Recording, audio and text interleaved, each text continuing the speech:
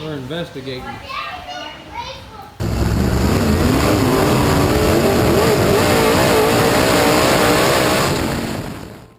Alright guys, so we're going to be working on the chassis today. We're going to take a little break from the bodybuilding. You got to do that sometimes to stay sane. What we got here, this is a spindle checker.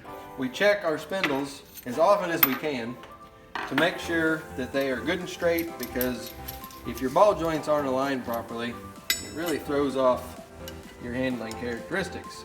This is a pretty simple tool.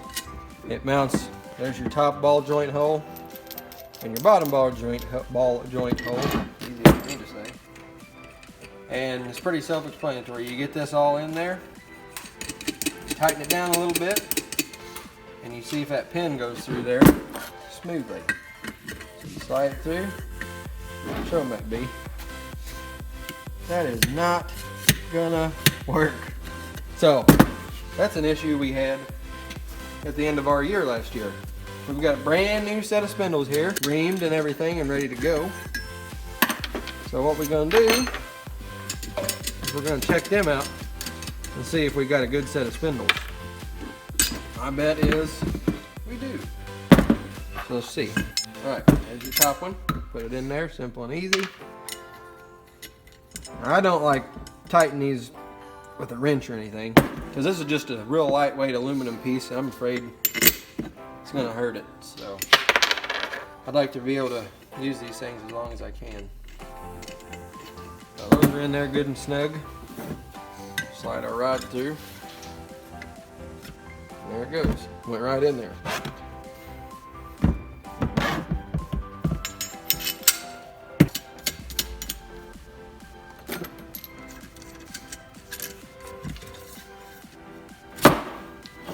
I'd say the other one's in better shape than this, or this one's in better shape than the other one.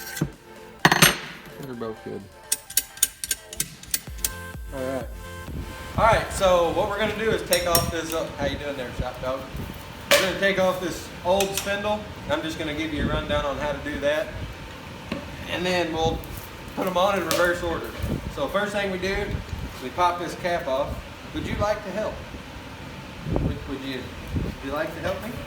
There you go. You pop this cap off, and we'll use these real nice pliers here as a hammer. So we'll pop that off, and in here we've got a cotter pin and okay. You don't want none of this, I promise. I promise you, you don't want none. And then a nut. And it's a little tight. So we'll go get some crescent wrench. Take this nut off here, and then there'll be a bearing behind this. We got to pull a brake line or a caliper.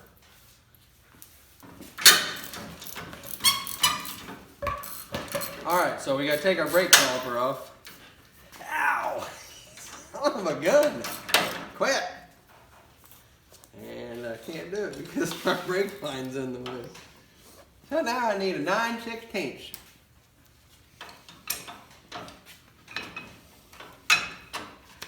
Turning the whole gosh dang thing.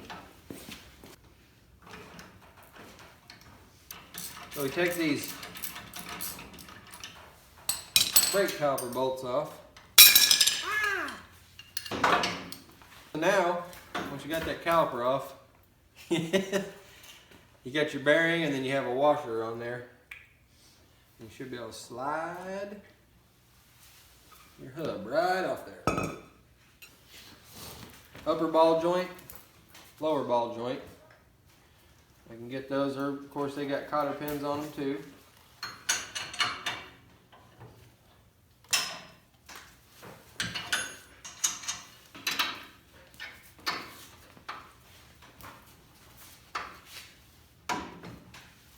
Oh, that's good and tight. Kim must put that one on there. We get these loosened up. Loosened up? We get these loosened up. And these are on a taper fit. So you're going to have to hammer the tar out of this to get them broke loose.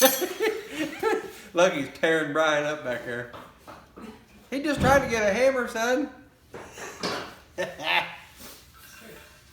Alright, the best way I found is if I can time this just right, I can hit both sides at the same time. You couldn't have did that any better. It comes right off. Let's see if we can do it one more again. I don't think I can do it twice. Took a couple more times, but we got it. Alright, you've seen I left the nut on here.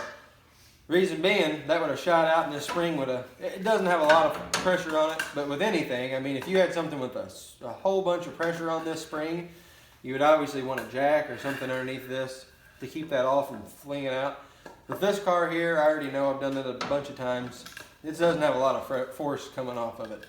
So I'll be able to hold this up and take that off and be able to release it without any problems. So there all that is. That's all going to fall out. And we'll take it over to the table. We have a brake caliper bracket that's on it. We got to get it off and get it transferred over to this part right here. Get it transferred to the new spindle. And we actually run what's called a spindle saver. I don't know if you can see that worth a hoot, but this actually comes through the bottom of the spindle and it comes across. And it's just got a little extra support here where usually there's just nothing here. This is what we bend on our cars all the time. It doesn't take much. Just a little bit of a hit and it twists this arm here and it throws your whole front end alignment out of whack. So it's just a little added insurance to keep that straight.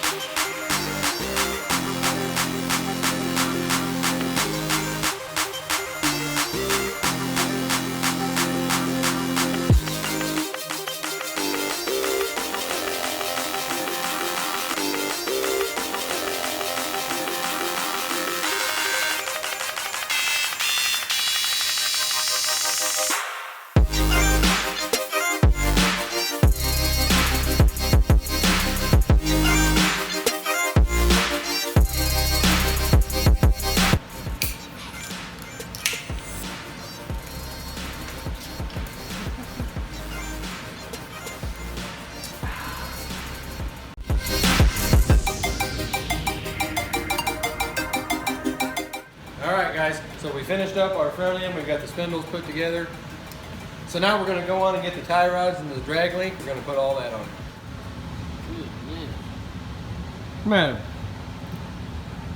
need a different lock nut? I believe so.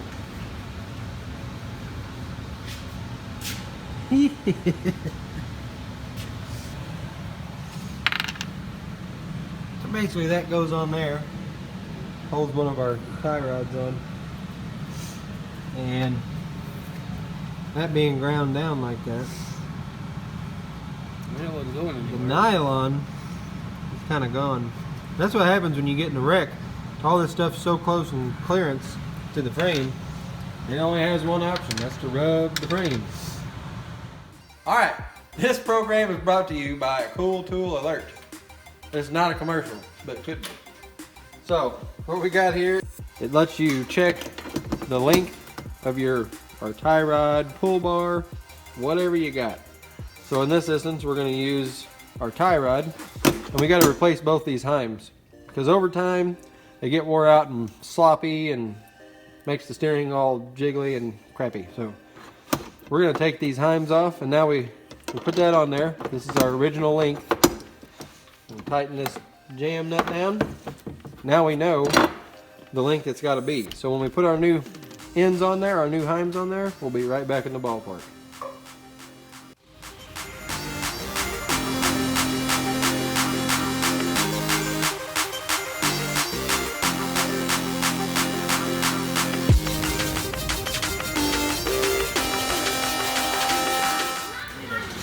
Bang it. Always moving.